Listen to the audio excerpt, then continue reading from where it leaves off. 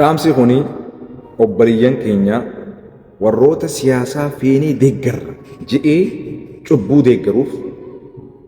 saamicha deeggaruuf, ajjechaa deeggaruuf, gaddaa fi gadadoo ummata keenya irratti gaggeeffamaa jiru deeggaruuf, akkasuma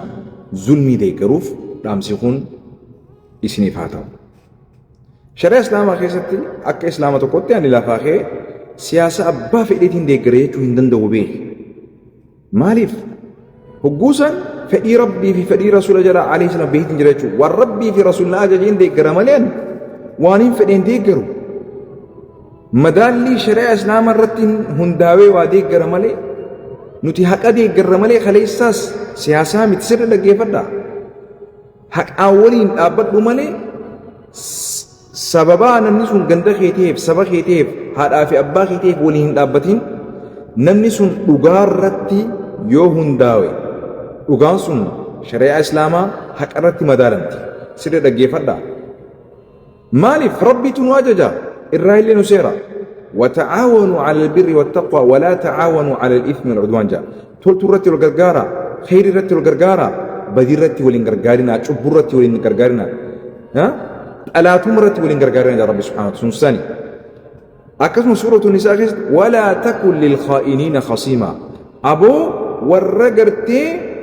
خيانة دلو ورغرتي أمانة ديجيف warra badii dalaguuf warra hamtuu cubbuu dalagaa jiruuf mujrimtootaaf abukaatoon teena mormitootan teena isaaniif hin morminaa jedha rabbi subhaanahu wa ta'ala. Akkasuma rabbiin walaa tarkanuu ila alladhiina zalamuu fatamassakumu nnaar jedha rabbi subhaanahu wa ta'ala. Jarana walaa tarkanuu ila alladhiina zalamuu hin irkatinaa irkoo hin godhatinaa isaanowwan nama miidhaa jiruuf lubbuu isaanii miidhee namallee miidhaa jiruuf jechuudha. Irkoo xiqqoo takkallee jarasan hin godhatina, jarasan waliin yaadallee hin deeggarina, biran dhaabbatina jedha rabbi subhaanahu wa ta'ala. Fatamassakumu nnaar sababaa isin irkoo xiqqootillee jarasanitti irkattaniif, yaada isaanii deeggartaniif, bira dhaabbattaniif rabbiin ibiddi isin tuuti jedha rabbi subhaanahu wa ta'ala. Sirri dhaggeeffadha. Nuti manni muslimaa waan deeggaruu keessatti fedhii rabbiitii fi fedhii rasuula irratti hundooyineeti alayhi salaatu wassalaam. Maaliif? Siyaasaa gisee gaamu siyaasaan dhugarratti hundaa'uu qaba. Dhiiga namaa tiisuu irratti hundaa'uu qaba. Biyya tiisuu irratti hundaa'uu qaba. Nagee biyyaa tiisuu irratti hundaa'uu qaba. Sabaa sablammoota mirgaa isaanii osoo hin sarbinetti ummata nagayaan bobbaasee galchuu irratti amaanaa san baadhatee ittiin ummata san jiraachisuu irratti argamuu danda'uu qaba mootummaan sun. Siyaasa akkasii deeggarta malee nama gartee si saamaa jiru, si jeesaa jiru, dhiiga gannaqaa jiru, mirgi dhala namaa biratti gartee gatiin qabne biratti aayyoo teenya boochisaa jiru akkamitti ati gartee mormitaaf duba. Siree dhaggeeffadhu. Yaa nama zulmiidhaaf dhaabbatte, yaa nama gartee mootummaa zaalimaaf ati irra abukaatoo taate, arraan tana rabbii sodaachuu dhiistee afaan guutuudhaan بدي أكنا نما دلقا جرو برا أبدا جتي اتنو أجج رسول ربي عليه الصلاة والسلام وانسن جلال حديث عبد الله بن عمر رضي الله عنه قباس خيستي رضي الله عنهما حديث خان أماس إسناده حسن رجاله ثقات سندني حديث خانات اللين بريدة إرتوان حديث خان قباسن اللين أقيفمو ورأ كان أغان ججبوتي ورأ قرتي haasawa kijibaatiin shakki irraan qabne jechuuti. Hin kijibne jechuudha warra dhugaa dubba. Hadiisa kana abbaan daawwitilleen maxxansee jira. Imaamu Ahmadilleen maxxansee jira. Hadiisa kana Imaamu Albaanilleen silsilaa sahiha isaa keessatti bareedaadha jedhee sahiha umarraa dubbatee jira. Hadiisa kana keessa Rasuulli maal jedhu duba? Man jee Rasuulli a'aana على خصومة بظلم نمني غرغاري مرومي تكرتي ظلمي دا ميدادان نمني نما غرغاري مرومي تكرتي ميدادان جتو ظلمي دا نمني نما غرغاري أو جي رسول أدن وباسيو يوخا هوجي ميدادان أو يعين على ظلم يوخا هوجي رسول صلى الله عليه وسلم خاغرتي ميدا إرتي نما غرغارو يوتي نمني سن رجيفك نمني أرانتنا moroomeedhaan ظلمي تتاتي مرمين خنما غرغاروته تكامو ميدو ما ميداجو ميدا سنرتي نمني نما غرغارو جي رسول صلى الله عليه وسلم نمني سن مالته لم يزل في سخط الله نمني سن دلنسو ربي خيسته الراهندين دلنسو ربي جل جريت عبارس ربي جل جل نمني سن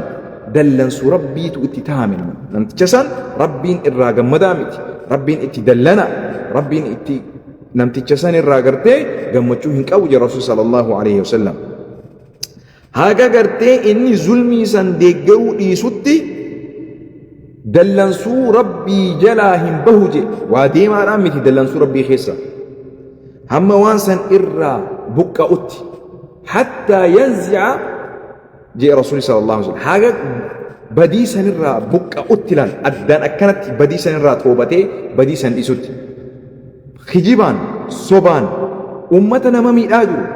أمتا قويا أدي لان قلقل جتاجرون ولين أتي دقرتين قويا أدي أدوتنان قلقل والرجل ولين قلقل جت والله دلنسو ربي خيسا جرتا ظلمي خيسا جرتا ديرو ولا تعاونوا على الإثم والعدوان يا رب اللين